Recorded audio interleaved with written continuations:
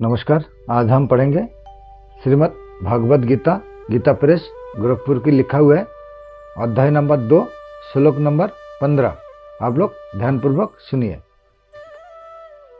व्याख्या। यह पूर्वाध्याय में भगवान ने और इन 3 सत्तावाचक धातुओं का प्रयोग किया है। इन तीनों के प्रयोग का तात्पर्य नित्य तत्व की और लक्ष्य करने में ही है।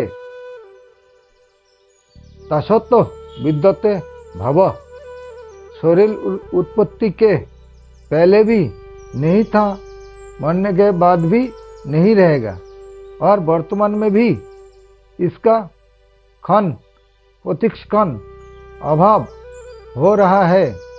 तात्पर्य है कि यह शरीर भूत, भविष्य और वर्तमान इन तीनों कालों में कभी भाव रूप से नहीं रहता, अंत यह असत है। इसी तरह से इस संसार का भी भाव नहीं है, यह भी असत है। यह शरीर तो संसार का एक छोटा सा नमूना है। इसलिए शरीर के परिवर्तन से संसार मात्रों के परिवर्तन का अनुभव होता है कि इस संसार का पहले भी अभाव था और पीछे भी अभाव होगा तथा वर्तमान में भी अभाव हो रहा है। संसार मात्र काल रूपी अग्नि में लकड़ी की तरह निरंतर जल रहा है। लकड़ी के जलने पर तो कोयला और राख बची रहती है, पर संसार को काल रूपी अग्नि ऐसी विलक्षण रीति से जलाती है कि कोयला अथवा राख कुछ भी बाकी नहीं रहता। वह संसार का अभाव ही अभाव कर देती है। इसलिए कहा गया है कि असत की सत्ता नहीं है। नाभावो विद्यते सत, जो सत वस्तु है उसका अभाव नहीं होता। अर्थात जब देहो उत्पन्न नहीं हुआ था तब भी देही था, देहो नष्ट होने पर भी देही रहेगा और वर्तमान में देहो के परिवर्तनशील होने पर भी देही उसमें यू का यू ही रहता है। इसी रीति से जब संसार उत्पन्न नहीं हुआ था उस समय भी परमात्मा तत्व था। संसार का अभाव होने पर भी परमात्मा तत्व रहेगा और वर्तमान में संसार के परिवर्तनशील होने पर भी परमात्मा तत्व उसमें यू का यू ही है। धार्मिक बात, संसार को हम एक ही बार देख सकते हैं, दूसरी बार नहीं, कारण कि संसार प्रतिक्षण परिवर्तनशील है। अंत एक क्षण पहले वस्तु जैसी थी, दूसरे क्षण में वह वैसी नहीं रहती। जैसे सिनेमा देखते समय पर्दे पर दृश्य स्थित दिखता है, पर वास्तव में उसमें प्रतिक्षण परिवर्तन होता रहता है। मशीन पर फिल्म तेजी से घूमने के कारण वह परिवर्तन इतनी तेजी से होता है कि उसे हमारी आंखें नहीं पकड़ पाती। इससे भी अधिक धार्मिक बात यह है कि वास्तव में संसार एक बार भी नहीं दिखता, कारण कि शरीर, इंद्रिया, मन, बुद्धि और जिन कारणों से हम संसार को देखते हैं, अनुभव करते हैं, वे कारण भी संसार के ही है। अंत वास्तव में संसार से ही संसार दिखता है। जो शरीर संसार से सर्वथा संबंध रहित है, उस स्वरूप से संसार कभी दिखता ही नहीं। तात्पर्य यह है कि स्वरूप में संसार की प्राप्ति नहीं है, संसार के संबंध से ही संसार की प्राप्ति होती है। इससे सिद्ध हुआ कि स्वरूप का संसार से कोई संबंध है ही नहीं। दूसरी बात, संसार शरीर, इंद्रिय, मन, बुद्धि की सहायता के बिना चेतन स्वरूप कुछ कर ही नहीं सकता। इससे सिद्ध हुआ कि मात्र क्रिया संसार में ही है, स्वरूप में नहीं। स्वरूप का क्रिया से कोई संबंध है ही नहीं। संसार का स्वरूप है क्रिया और पदार्थ।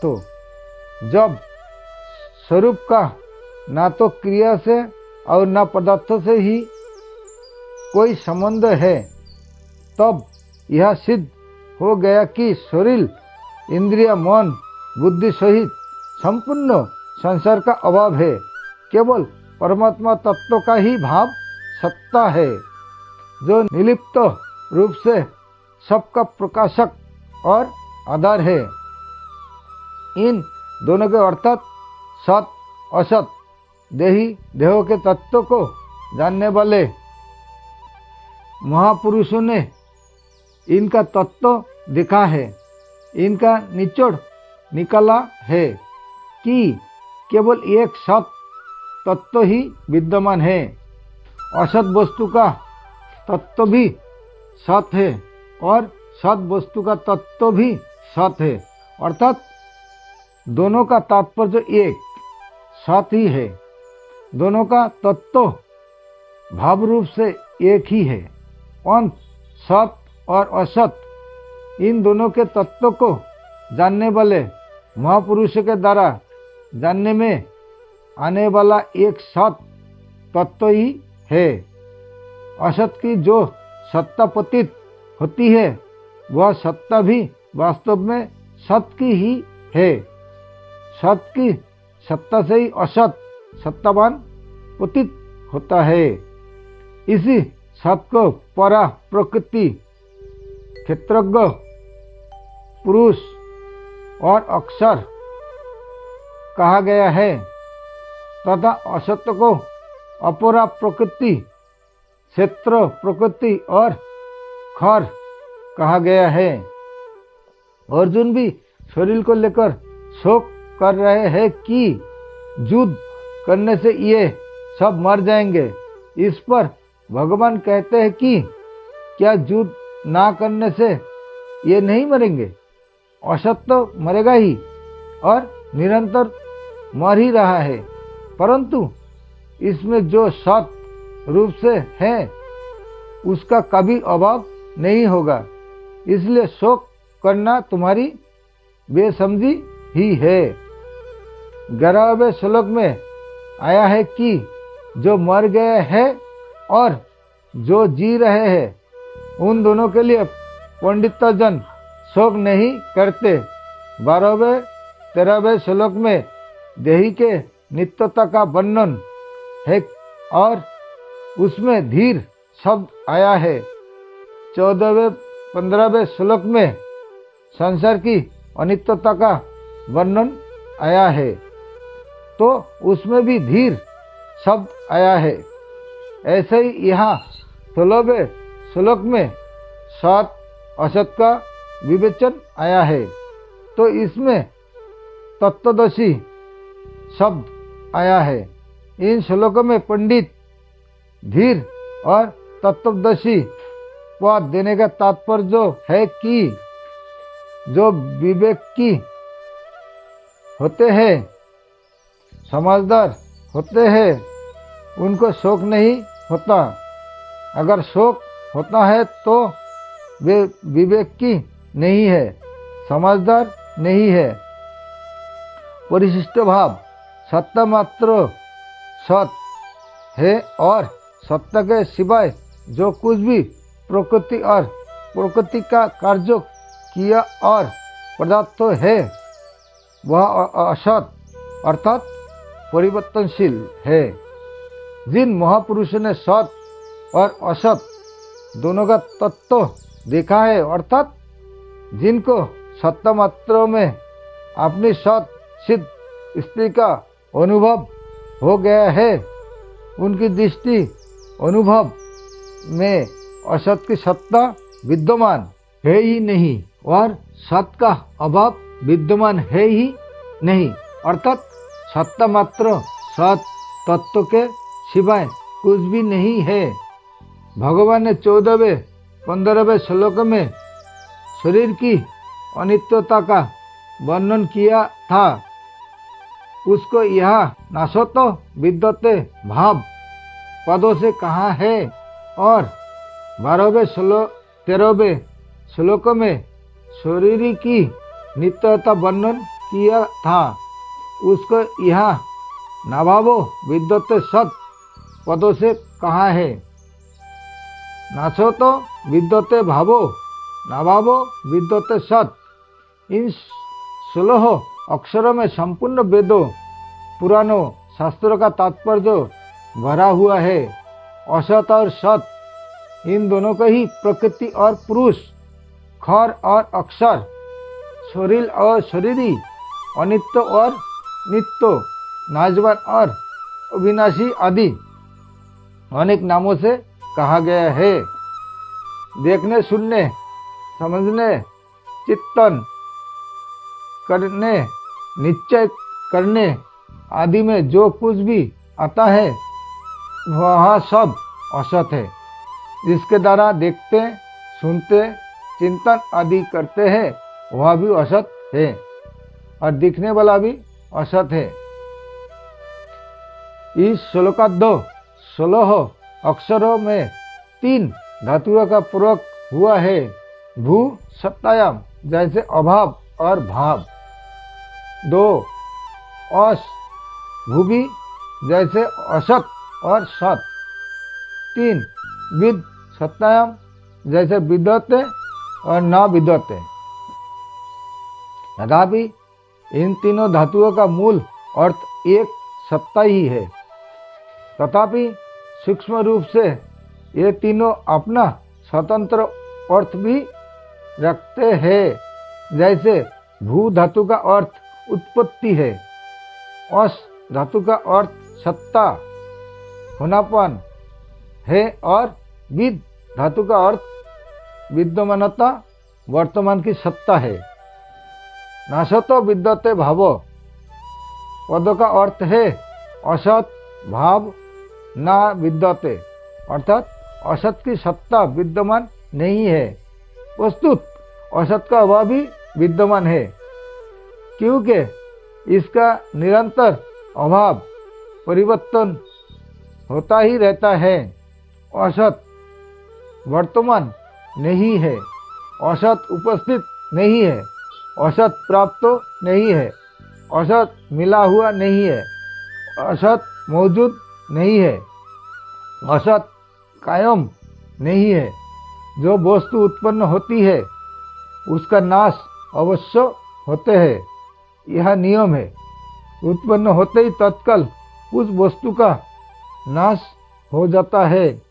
उसका नाश इतनी तेजी से होता है कि उसको 2 बार कोई देख ही नहीं सकता, अर्थात उसको एक बार देखने पर फिर दोबारा उसी स्थिति में नहीं देखा जा सकता। यह सिद्धांत है कि जिस वस्तु का किसी भी क्षण अभाव है उसका सदा अभाव ही है। अंत संसार का सदा ही अभाव है। संसार को कितनी ही सत्ता दे, कितना ही महत्व दे, पर वास्तव में वह विद्यमान है ही नहीं। असत प्राप्त है ही नहीं, कभी प्राप्त हुआ ही नहीं। असत का प्राप्त होना संभव ही नहीं है। नामोवो विद्यते सत पद का अर्थ है सत अभाव ना विद्यते, अर्थात सत का अभाव विद्यमान नहीं है। प्रस्तुत सत का भाव भी विद्यमान है, क्योंकि इसका कभी अभाव परिवर्तन होता ही नहीं। जिसका अभाव हो जाए उसको सत कहते ही नहीं। सत की सत्ता निरंतर विद्यमान है, सत निरंतर वर्तमान है, सत निरंतर उपस्थित है, सत निरंतर प्राप्त है, सत निरंतर मिलता हुआ है, सत निरंतर मौजूद है, सत निरंतर कायम है। किसी भी देश, काल, वस्तु, व्यक्ति, क्रिया, घटना, परिस्थिति, अवस्था आदि में सत का अभाव नहीं होता, कारण कि देश, काल, वस्तु आदि तो असत, अभाव रूप अर्थात निरंतर परिवर्तनशील है, पर सत सदा यूं का यूं ही रहता है। इसमें कभी किंचित मात्र भी कोई परिवर्तन नहीं होते, कोई कमी नहीं आती। अंत सत का सदा ही भाव है। परमात्मा तत्व की कितना ही अस्वीकार करे, उसकी कितनी ही अपेक्षा करे, उससे कितना ही विमुख हो जाए, उसका कितना ही तिरस्कार करे, उसका कितना ही युक्तियों से खंडन करे, पर वास्तव में उसका अभाव विद्यमान है ही नहीं। सत का अभाव होना संभव ही नहीं है। सत का अभाव कभी कोई कर सकता ही नहीं। गीता 2 अध्याय का 17वां श्लोक, उभयोरपि दिष्टो तत्वदर्शी महापुरुष ने सत तत्व को उत्पन्न नहीं किया है, प्रस्तुत देखा है अर्थात अनुभव किया है। तात्पर्य है कि असत का अभाव और सत का भाव दोनों के तत्व निष्कर्षों को जानने वाले जीव मुक्त तत्वज्ञ महापुरुष एक सत तत्व को ही देखते हैं, अर्थात सत स्वाभाविक है, एक है का ही अनुभव करते हैं। असत का तत्व भी सत है और सत का तत्व भी सत है। ऐसा जान लेने पर उन महापुरुषों के दृष्टि में एक सत तत्व है के सिवाय और किसी की स्वतंत्र सत्ता रहती ही नहीं। असत की सत्ता विद्यमान ना रहने से उसका अभाव और सत का अभाव विद्यमान ना रहने से उसका भाव सिद्ध हुआ। निष्कर्ष यह निकला कि असत है ही नहीं, प्रस्तुत सत ही सत है। उस सत तत्व में देहो और देही का विभाग नहीं है। जब तक असत की सत्ता है तब तक विवेक है। असत की सत्ता मिटने पर विवेक ही तत्व ज्ञान में परिणत हो जाता है। इसमें उभयो रपि में विवेक है, अंत में तत्व ज्ञान है और दृष्टो में अनुभव है, अर्थात विवेक तत्व ज्ञान में परिणत हो गया और सत्ता मात्र ही शेष रह गई। एक सत्ता के सिवाय कुछ नहीं है। यह ज्ञान मार्ग की सर्वोपरि बात है। असत की सत्ता नहीं है, यह भी सत्य है, और सत का अभाव नहीं है, यह भी सत्य है। सत्य को स्वीकार करना साधक का काम है। साधक को अनुभव हो अथवा ना हो, इसको तो सत्य को स्वीकार करना है को स्वीकार करना है और नहीं को अस्वीकार करना है। यही वेदांत है, वेदों का खास निष्कर्ष है। संसार में भाव और अभाव दोनों दिखते हुए भी अभाव मुख्य रहता है। परमात्मा में भाव और अभाव दोनों दिखते हुए भी भाव मुख्य रहता है। संसार में अभाव के अंतर्गत भाव अभाव है और परमात्मा में भाव के अंतर्गत भाव अभाव है। दूसरे शब्दों में संसार में नित्य वियोग के अंतर्गत संयोग वियोग है और परमात्मा में नित्य जोग के अंतर्गत जोग वियोग मिलन विरह है। अंत संसार में अभाव ही रहा और परमात्मा में भाव ही रहा। संबंध सत और असत क्या है, इसको आगे के 2 श्लोक में बताते हैं। नमस्कार, आज के लिए यहाँ तक है।